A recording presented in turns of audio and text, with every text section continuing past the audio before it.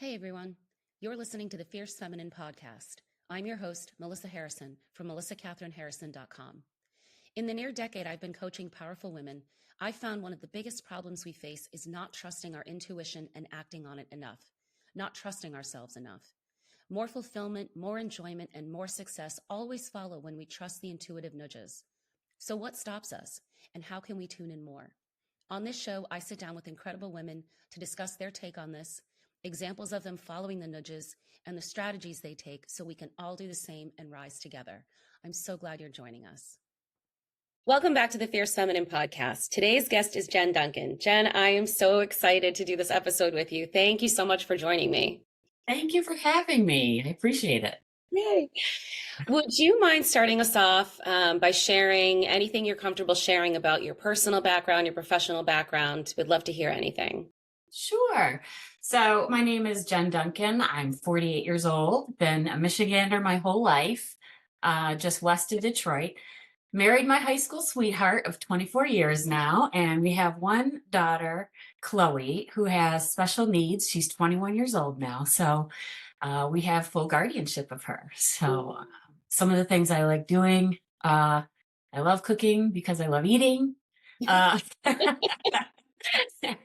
It's kind of my go-to hobby because I have to anyhow. And we have a nice home we just purchased about 7 years ago, slowly trying to convert it into kind of a mid-century modern kind of feel because I really like that style and kid of the 70s. So, Yeah. I went to school at Eastern Michigan University. I have a bachelor's in fine arts and in graphic design, website development, app development. Have a minor in interior design. Lots of fun little degrees. Yeah, I didn't know that about the interior. Concentrations. Yeah, So awesome. And so that's what I do now. I'm actually self-employed, have been for about 20 some years, and I work in primarily website development, app development, and graphic design now. So used to do some product photography stuff, but now it's mainly the other stuff. So okay, amazing. Well, thank you for all of that. Yeah. So we've known each other quite a while, and I just knew like when I started recording these episodes that I definitely had to talk to you. I would love for you, I would love for you to share any times where intuition has guided you, whether it was, telling you to go one way and you listened and it worked out well, or maybe you didn't listen and you had to pivot. Anything you're comfortable sharing would be great. Okay. Well, I love this topic because I grew up pretty self-conscious and, kind of sheltered myself. You could say I ignored my intuition for at least a good 18 to 20 years of my life, like the first 20, I'd say, for sure. I always did what was expected of me. I'd never wanted to draw too much attention to myself, but I did try a few things, but never really did that before. So I've always had anxiety. I've always had like issues with, but that voice was always there, but I was just ignoring it for many, many years. So the first time I would say I listened to it was something kind of fun. It wasn't career oriented or anything like that. I had a chance to graduate college debt free, not do anything else, like move right into where, and I knew exactly where I was going to go, what I was going to do. And then it was presented to me that there was a study abroad trip I could take to Paris and London. So I decided to do that instead. So by myself, mind you. Now there was a class and things like that there, but I just decided, you know what? I'm going to take this trip by myself and just go over there for a month and see what life is about over in Europe. So I told my parents and they were like, who are you? They were like, holy cow.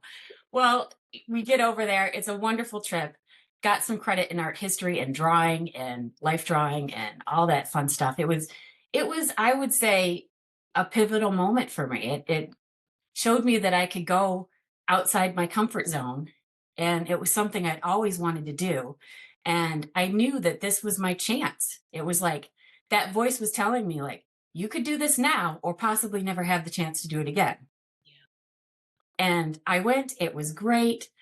Um, it's I even got lost at the palace at Versailles. I got lost from the group, and we were like a 4-hour train ride from where we used to be, where we were sleeping. And so I literally got lost in France and by myself. And I'm like, oh my God, and I just took a deep breath and I was like, you're gonna be okay. This is awesome. This is fun. Enjoy this. This is Yeah. a once in a lifetime chance. I made it back all right, but it was just it was kind of scary in the meantime, but it was such a great trip. And it influences a lot of what I do, even on the daily, just because it's a fun story to tell. I got lost in a palace in Paris. It's like I'm wandering the gardens, like I don't see anybody I know. This is so crazy. So that was my first follow your gut, do something, and so it was really about just taking a chance and putting myself out there in the world, literally. Literally. Oh, Literally. I love that. And I kind of love that you got lost. I mean, I don't like when anyone's like scared or panicked, but I kind of feel like that added to because I'm sure your intuition kind of guided you back to the group or back to where Yeah, you were sleeping, like yeah, I mean, I was like, well, it looks like I'm taking this tour by myself. So I'm like, let's do this. So it was such a great opportunity. And like I said, in my creative part of my work, it's influenced me, and I like it. It's something that I can't imagine, ever having that chance to do that now. So I'm really glad I did. I listened to that voice. So it was excellent. I'd say another instance would be with my daughter. And I think a lot of parents, especially moms, probably feel this way. All of a sudden, you have it's this instinct, this thing, right? And I'm very close with my daughter, and she didn't used to communicate very well. So trusting your gut was just part of being a mother to someone who wasn't very vocal or couldn't really advocate for themselves. yeah. So I would say that's another big example of every time I've followed my gut, it turned out to be something that was going to help her out later. And I watch her today as a 21-year-old. And just yesterday, even, she told me that she was uncomfortable with something that was going on at school. And she had that little voice in her head, and she finally just said what she had to say. She advocated for herself, and she said something to her teacher. They worked it out. She feels great about the decision, and I'm just so proud of her because she has that same anxiety I had when I was a youngster. Mhm. And to watch her understand that when something doesn't feel right, that's your little voice telling you you should probably do something about it, and no one else can tell you to do that except yourself, because they're not hearing the same voice. Right. So Right, because it's different for everyone. Like it is. other kids may have been okay with whatever was happening. Right, right. And for I think for a long time, she would just let things like that happen. It takes me back to my childhood where, like, I had this anxiety. I was like, well, I'm just doing what everyone tells me to do because that's what I'm supposed to do. And it, ignoring that voice, it doesn't get you anywhere. So she's learning that now as a young adult. I'd say another good example would be the career jump that I made, because I had to pivot given our situation with our daughter, from what I thought I was going to be doing in life to something different.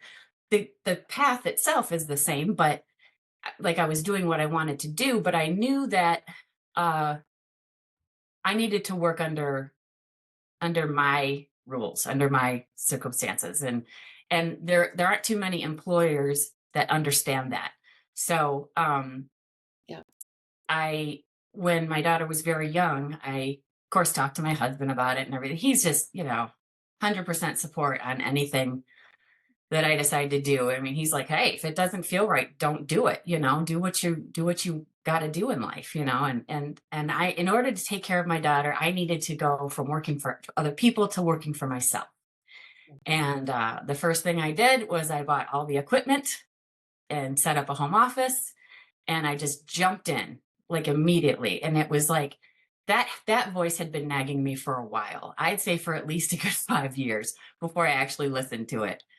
And but haven't looked back since. I can take care of my family. I can make a living. I can do all these things, and it's all because I just finally took the jump and listened to it.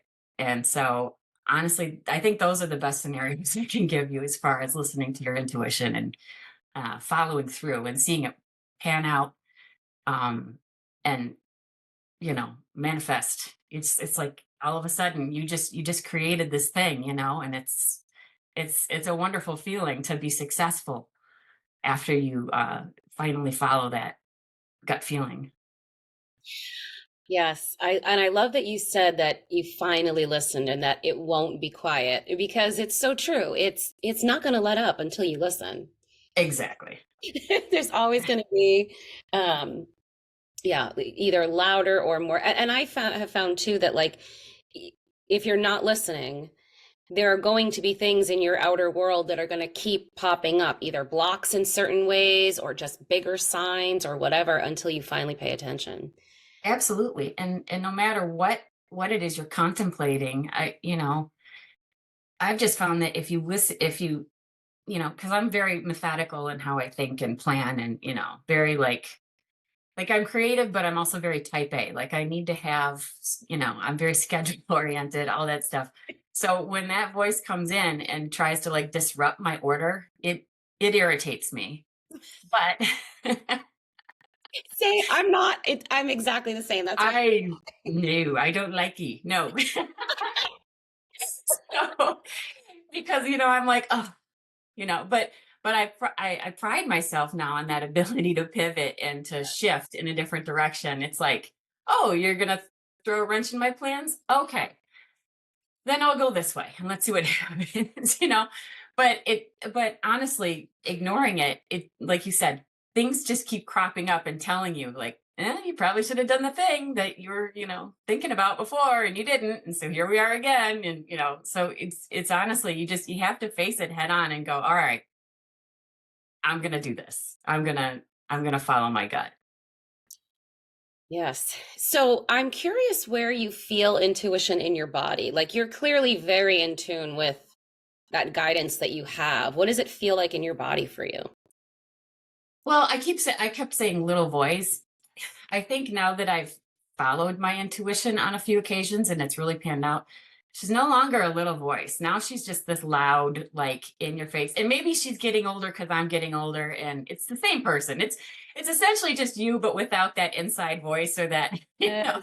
with no filter, right? That's what that is. It's you really just saying all the things that you need to hear, whether you like it or not. So for me, it feels like, um, I don't want to say worry because it's not worry, but it's like when someone wakes you up from a dream and goes, hello, you're dreaming, like it's for me, it's like all of a sudden I'm like, well, what if I do this? I hash it out in my head after I hear it, or after I know something doesn't feel right. Um, so for me, it's like somebody giving me a nudge. Mm.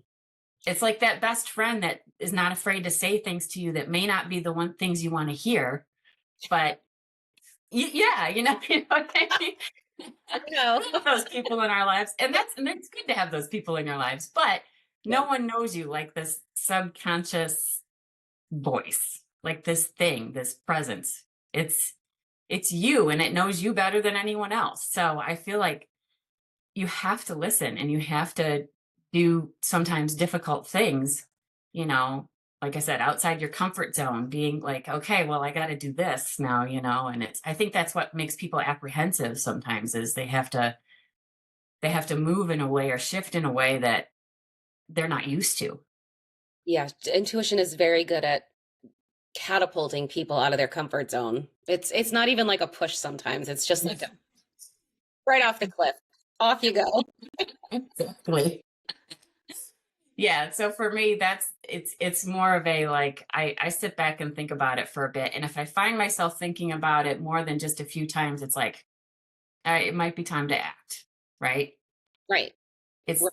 Because experience tells us that that's not going to go away. And we might, like, after a few times now, it's like, okay, I'm just going to listen because I know you're not going to be quiet. Absolutely. exactly. So Oh. I like that you said it's not a worry. It's like guidance, but I'm curious what your take is on distinguishing between fear and intuition, because sometimes the intuitive nudge is to pull away from something or to go in a direction that causes fear. So like what's your take on the different sensations of yes, this is intuition, or no, this is just fear talking?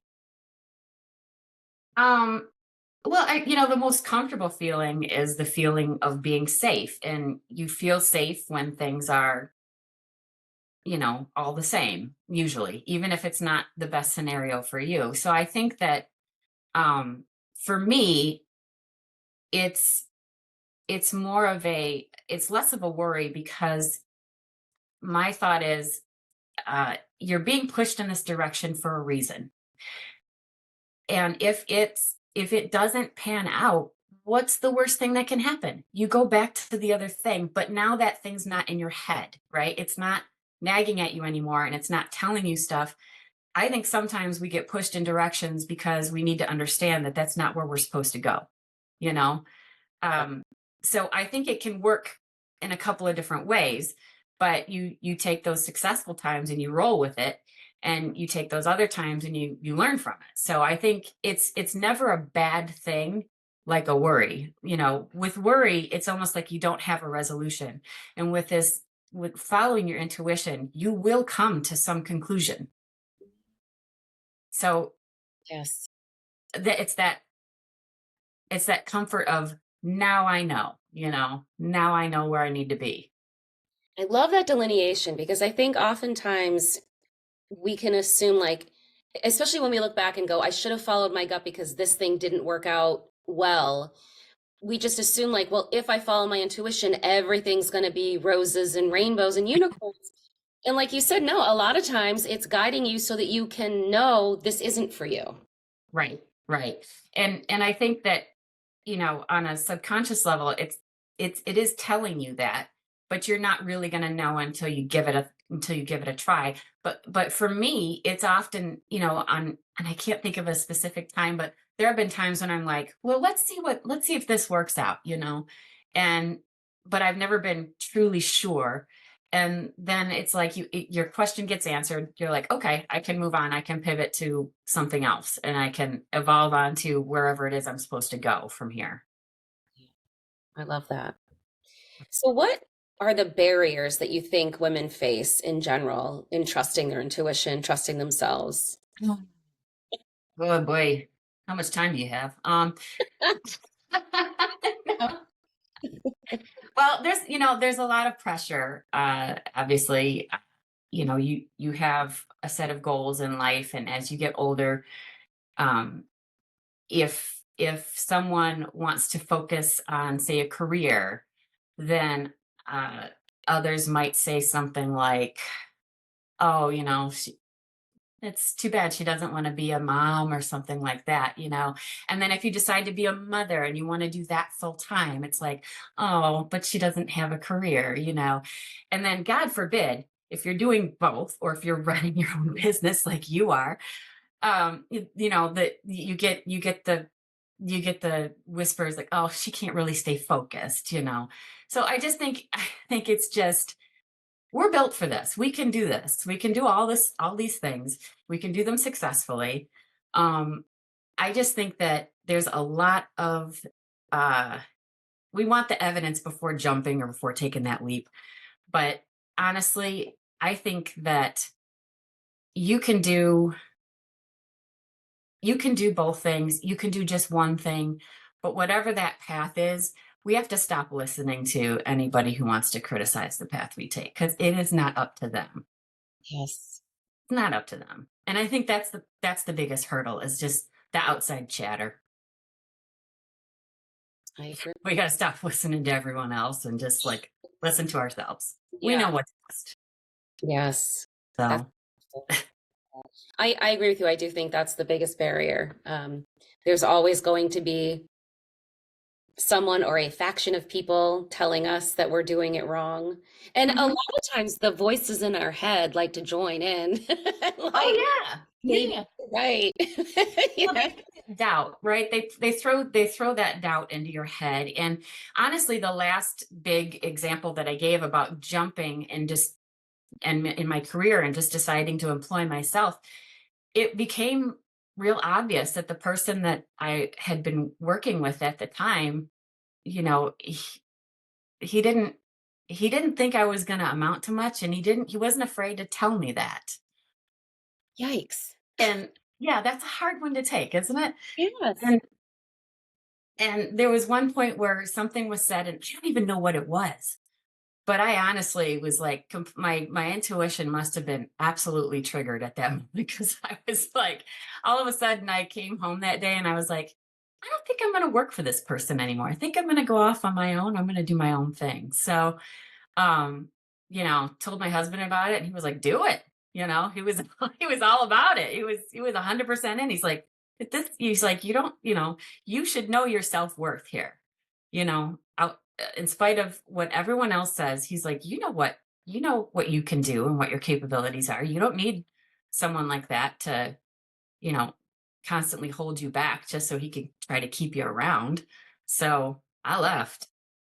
I love it. And Yeah. I think for as much as it can be scary, to hear those voices and to think that, everybody thinks you're going to fail, or if the voices in your head think you're going to fail, I think there's something to being like, oh yeah, okay, watch. I feel like, that intuitive nudge also is helpful. Like, just, okay, Oh, yes, my intuitive nudge is always going, "Oh yeah, watch me." right. Like, it's like, A little scary sometimes. Like, girl, yeah. what listen to? I'm like, "Oh shoot." And then but yeah, you're right. It's kind of like, don't yeah, those barriers that are thrown in your face by other people, you're, it's up to you whether you want to keep those as your barrier, or if you want to move on, you know. Um, Right. That's right. We don't have to accept that. we don't. No, absolutely not. Is there anything that you would like to share with women about how they can go about trusting themselves when it's really hard? I honestly, I think that that's probably one of the hardest things, is realizing how valuable you are. I think it's one of the weirdest things to try to accept. I think it's tough for anybody. Um, because I mean, we make mistakes. We're modest people, but um, the ultimate goal is to just be happy in every aspect of your life. And if you can't, if you're thinking about your relationships, or your family dynamic, or your career, or whatever it is, if there's something there that isn't what you want to wake up to the next morning, you want to just be like, I got to escape this place. I mean, listen to that, change it. My thought is, what's the worst that can happen? It's not, you're going to live through it, but it's going to keep nagging at you if you don't pivot, if you don't move, and if you don't find it. I think you got to find your own happiness. And I think that following your intuition, it's like your inner person that's telling you, you know, are you really happy this way? Or, should we maybe try this? Should we maybe do that? You've got to listen to it. You've got to be happy in every aspect of your life. Now, do I get irritated with some of the day-to-day things? Of course. But ultimately, I'm very happy. I'm happy with my family life. And it can be, my family dynamic can be a little bit difficult for some people. It's it's a totally different thing raising a young lady like we have. It's tough. It's tough on parents. It's tough, on her even. And but we all listen to our gut, and we all end up being very happy after doing so, because that thought, that worry that manifests after you haven't been listening for, however long you haven't been listening, it goes away. And then you can just enjoy yourself in the moment, enjoy your life. I love that. And I want to just reiterate too that um, if you don't listen, the option will no longer become an option. You will just have to address it.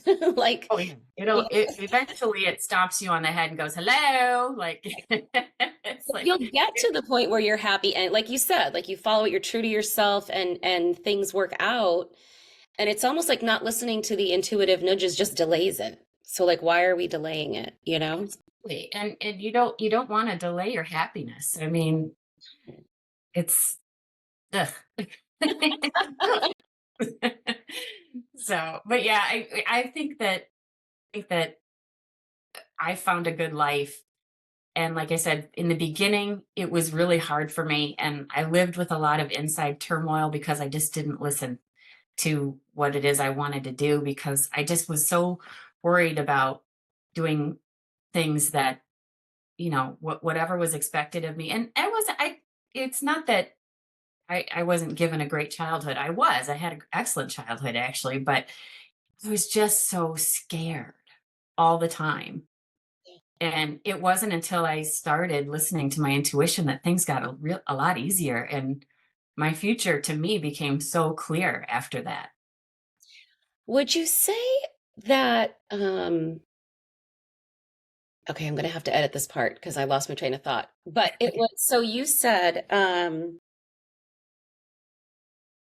oh, so would you say then, you just mentioned that you were always so scared, and I completely relate to that. Anxiety ridden like no other, right? And I know for me, what has helped is every time I'm afraid of something, I'm like, oh, that's the thing I have to do then. And I almost feel like those are also the intuitive nudges. Have you found that too? Oh yeah, like immersion therapy, right? Oh, you're scared of something? Let's just go all in, let's do this. Yeah. Well, and I think you're right. I think that, I think fear takes over sometimes when that inner voice is trying to tell you something. It gets interrupted by this scary unknown factor, right? And eventually, you've got to get through it. You've got to do something to alleviates the fear after you've followed your intuition because now you have your answer Yes. and Yeah. it goes away. You're right. It absolutely goes away. I think for me personally, some of the moments of like most profound freedom that I felt is when I followed the intuitive nudge, but fear has been the loudest I've ever experienced. It's almost like the louder fear is, the more I have to follow that nudge. Yeah, it's well, because you're not going to find peace until you do, right? I mean, it's Either way, it's agony. So it's like I might as well just jump because exactly. Exactly. No, I think I've been faced with that exact feeling on so many occasions. And it does, you're right, it goes away as soon as you just go and give it a try. give it a try. Yeah. And yeah, yes. So, But ladies, please go give it a try. speak- if something's nagging at you, it could be your intuition going, hello. Right. Oh my gosh.